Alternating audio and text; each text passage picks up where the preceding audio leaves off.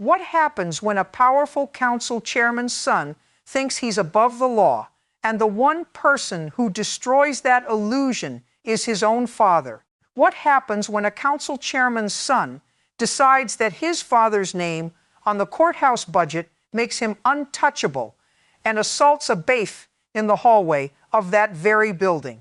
This young man walked into my courtroom believing that 22 years of his father's institutional investment would function as a ceiling over these proceedings.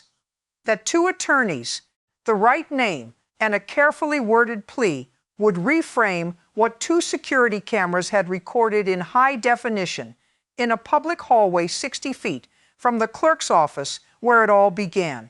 He stood in front of me looking like a man attending a scheduling inconvenience. And he said with that court officer sitting 3 rows away with his wrist in a brace that calling what he did an assault was a significant mischaracterization of what actually occurred. The courtroom went very still, but what nobody in that room knew, what even Ethan Caldwell didn't know, was that Council Chairman Victor Caldwell was sitting in the 5th row in a plain dark suit. No aide at his elbow, no staff, no apparatus. Watching his son use his name as a weapon in the building. His name had helped fund for 22 years. And the decision he was about to make is something this courthouse has not witnessed in 33 years on this bench. It was a gray Wednesday morning, and the file that landed on my desk at 8:40 a.m. told me what kind of morning it was going to be before I finished the first paragraph. I opened it, read the defendant's name, and read the position beneath it. I sat down my coffee and did not pick it up again. The victim was Miguel Santos, 54 years old, court officer in this building for 26 years. The first in his family to work in public service, a fact he carried with the quiet pride of someone who understood what institutions are supposed to be for. He is a grandfather. He coaches youth baseball on Saturday mornings when the docket allows. In 26 years, he has never filed a complaint against a member of the public, not once. The defendant was Ethan Caldwell, 31 years old, son of Council Chairman Victor Caldwell, who has chaired the committee that oversees courthouse budgeting, officer certifications, and judicial administrative panel appointments for 22 consecutive years. The man whose name is on the infrastructure that keeps this building running. 2 weeks before the incident, Ethan had been cited for parking in a reserved accessible space outside the county services building. He appeared at the clerk's office to contest it in person. Not because the fine was significant, but because being told no was something that in his experience simply did not apply to him. The clerk processed the ticket as valid. The fine stood. Ethan demanded to speak with the supervisor. The supervisor confirmed the clerk's decision. Ethan turned and walked into the hallway. Miguel was standing near the water fountain. Having just finished directing a family to the correct courtroom on the 2nd floor, Ethan approached him and told him the clerk's office was incompetent, that the building ran like a broken machine, and that someone needed to explain why he was being treated like an ordinary person when his father had spent 22 years making sure this building had the resources to function at all. Miguel told him professionally and without any provocation that the written appeals process was available at the window down the hall. Ethan shoved him into the wall with both hands. Miguel's shoulder struck the corner of a mounted fire extinguisher bracket. He went down knee first, then wrist. He spent the afternoon in the emergency room. He returned to limited duty 6 days later with his wrist in a brace. 2 security cameras had been recording from the moment Ethan entered the hallway. The footage was clear, continuous, and completely unambiguous. The security footage reached the county news desk that evening. By the following morning, 3 regional outlets had it. By noon, the County Attorneys Association had released a statement. By the end of the day, Every court officer in this building had signed a collective statement of support for Miguel Santos. Not a petition, not a letter drafted by a union representative, but a statement, every name in sequence on a single page. The council chairman's office issued its response in 24 hours. A single, carefully constructed paragraph that expressed regret, expressed confidence that appropriate processes would be followed, and named Ethan. It did not contain the words Miguel Santos. It did not apologize to the man whose wrist was in a brace. The district attorney filed charges within 48 hours, assault on a public officer, criminal harassment, and intimidation of a court officer. The speed of that filing told you exactly how much pressure the office understood it was operating under. By the morning of trial, the courthouse gallery had filled in a way I had not seen assembled for a single proceeding in 33 years on this bench. Clerks, administrators, record staff, security officers, the people who work in this building, who walk its hallways, who know Miguel Santos by name and by the particular quiet competence with which he has moved through this institution for more than half his working life. They came without being organized. They came because the thing that happened in the hallway 6 days ago had happened to one of them. Miguel was in the gallery in his court officer uniform, wrist in its brace, sitting with a particular stillness of someone who has spent 26 years providing order for other people's worst moments and was now for the first time the reason a room had filled. Then the doors opened. Ethan Caldwell walked in at 9:10 a.m. in a tailored navy suit and a white shirt with no tie. The careful, calibrated choice of someone who has been told to appear serious without appearing contrite. His expression was one of controlled inconvenience. The performance of a man who has agreed to participate in a process he considers a formality arranged by people whose authority he does not actually recognize. Behind him, Carla Bennett, a former city attorney who now charges 3 times what the city paid her to defend people from it, and a junior associate walking a half step behind, with a look of someone who has been briefed extensively and is hoping the briefing is enough. Ethan did not look at Miguel Santos when he passed the gallery.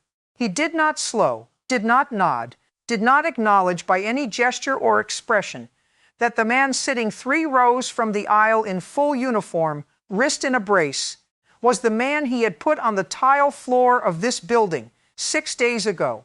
He walked past Miguel Santos the way you walk past a piece of institutional furniture you pass every day without registering. My glasses were off before he reached the defense table. The case was called. The charges were read. I asked Ethan Caldwell how he wished to plead.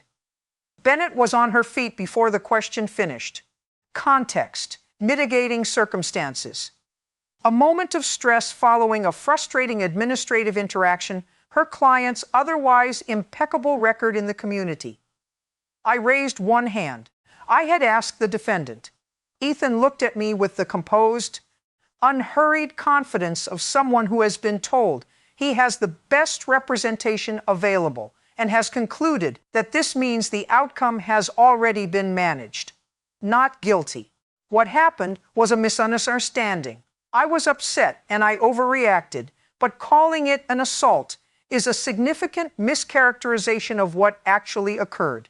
I set my pen down with deliberate care. The courtroom went the specific silence of a room that has just been told in plain language that a name should function as a modifier to what someone did.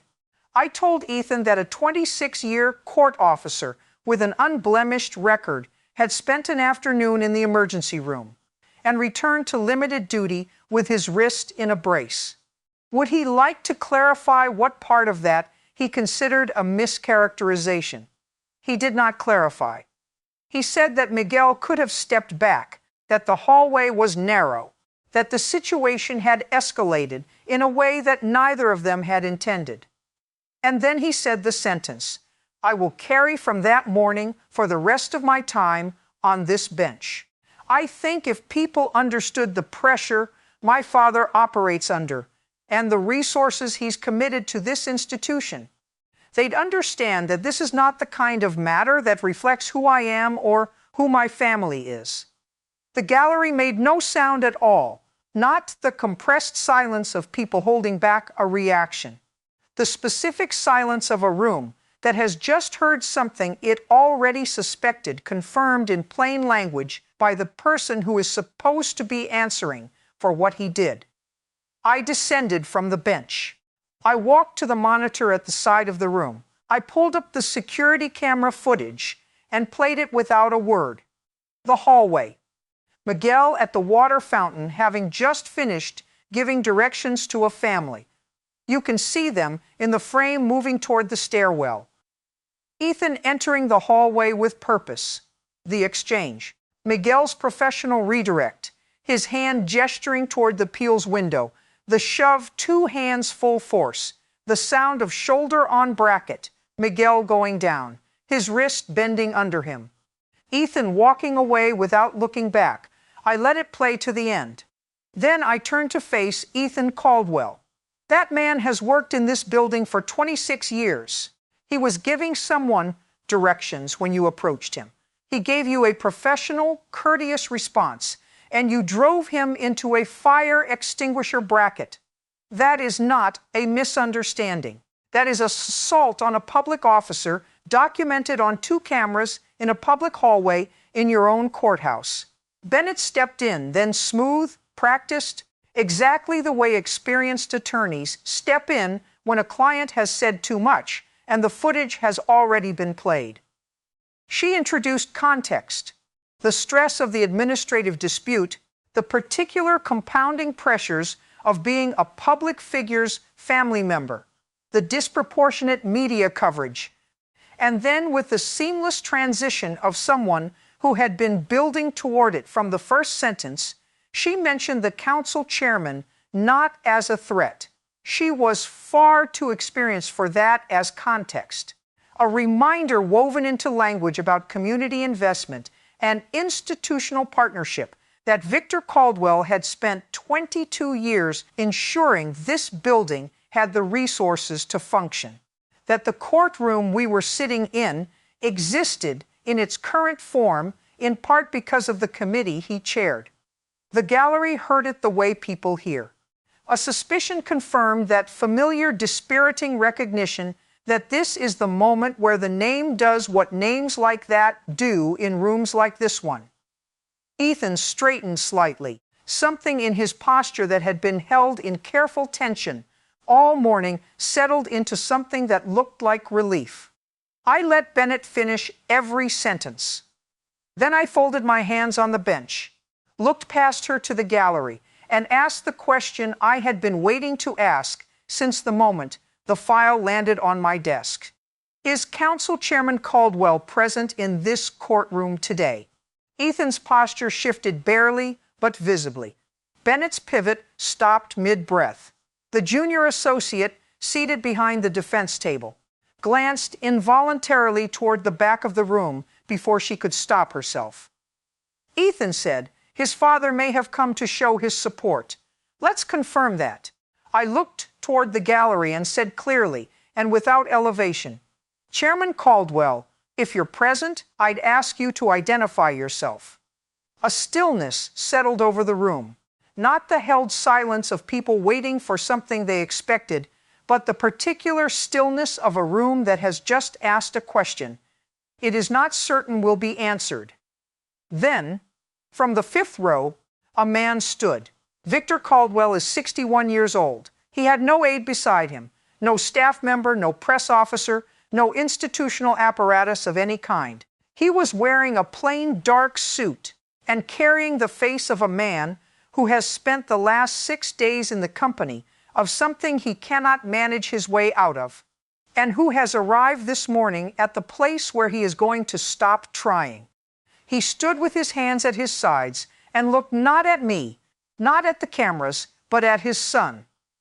Ethan turned in his chair, He saw his father standing in the fifth row without anything around him, and something that had been managed all morning. The composed indifference, the controlled inconvenience, the posture of a man attending a formality came undone, not dramatically, just a sudden visible fragility, as if something structural had quietly given way behind his face. Victor Caldwell walked to the front of the courtroom without being directed. He stood before my bench. He did not have prepared remarks. He did not have the careful, calibrated language that 22 years of institutional navigation had made second nature to him. He had only what he had decided, and he was going to say it. He said that what his son did to Miguel Santos was wrong, without qualification and without the softening language that 22 years of public life had made available to him. He said there was no version of the security camera footage that required interpretation, no administrative frustration or family pressure that explained what was visible in that recording, and no consideration of his committee's authority that this court should permit to modify what was plainly there. Then he turned to face Miguel Santos in the gallery. He said that Miguel Santos had served the people of this county with dignity and without complaint for 26 years. He said that the words his son had used in that hallway, the words about who signs the paychecks were, words he was ashamed to have placed into Ethan's vocabulary by the example he had set. Then he faced the bench. Your Honor, I did not come here to intervene. I came here to make clear on the record in this room that my position on this council will not be used directly or through any implication to shape the outcome of this proceeding. My son will face what this court decides. That is not a request for leniency. That is a statement of what I believe this institution requires of anyone who sits on the committee that oversees it. The courtroom did not react loudly. It did something quieter and more permanent. It acknowledged. The courthouse staff in the gallery sat very still. Miguel Santos, in his uniform, closed his eyes for a brief moment and then opened them. Ethan Caldwell was looking at his father with the expression of someone watching the architecture of their assumptions dismantle in real time, piece by piece, in a room full of witnesses. I put my glasses back on. I told Ethan Caldwell that I had presided in this building for 33 years and had watched institutional adjacency walk through those doors in every configuration it takes. Family names, committee budgets, donor records, appointment histories. In every case, without exception, the facts have been what the facts were. His facts were recorded on 2 security cameras in high definition in a public hallway 60 feet from the clerk's office. Guilty on all counts: assault on a public officer, criminal harassment, intimidation of a court officer. The sentence 90 days in the county correctional facility. 400 hours of community service assigned specifically to courthouse accessibility and public services programs. The programs that exist to serve the people, Ethan had decided should wait while he resolved his administrative grease to be completed under the direct supervision of this court's community services coordinator. 18 months of formal probation, mandatory completion of a court-ordered anger management and accountability program, a formal written apology to Miguel Santos, composed without attorney assistance and without legal review, to be read aloud in this courtroom before remand, and a public accountability statement, unscripted, unedited, not submitted through counsel, to be filed with the county's public record and distributed to every court officer association in this date. Bennett did not move. There was nothing procedurally useful left for her to do. From the fifth row, Victor Caldwell spoke quietly, one condition of his own. Ethan's access to the family's financial accounts was suspended for the duration of the probationary period. He would arrange his own housing. He would manage his own expenses. He would complete his service without financial insulation. The position I hold in this city was given to me by the people of this county. My son used it as a personal instrument. He will learn without the benefit of it what it actually means to operate without one." Ethan closed his eyes. For the first time since he had walked through those doors, his face showed his age rather than his performance of it. The officers moved to remand him. Ethan was not looking at Bennett. He was looking at his father, who had already risen from the fifth row and was walking through the quiet courtroom toward him, not quickly, not with ceremony, with the measured pace of a man who has decided something and is walking toward the consequence of having decided it. They met in the open space between the gallery and the defense table. No attorneys intervened. No cameras were positioned close enough to make this anything other than what it was. Victor Caldwell put one hand on his son's shoulder and looked at him the way parents look at their children when they are simultaneously heartbroken and completely certain they are doing the right thing. "I should have made you earn every door I ever opened for you. I didn't. That's on me. This is on you. Those are two different things, and it matters that you understand the difference. Get through this.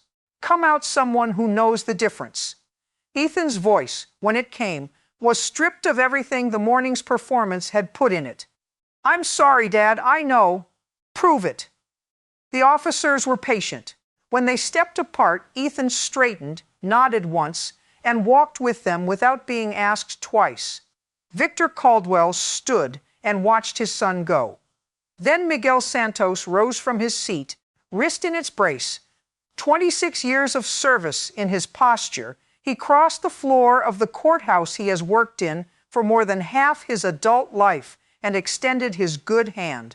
The council chairman took it around them. The courthouse staff in the gallery rose to their feet one row at a time. Nobody said anything. The room had already said everything that needed to be said. Ethan Caldwell completed the 90 days.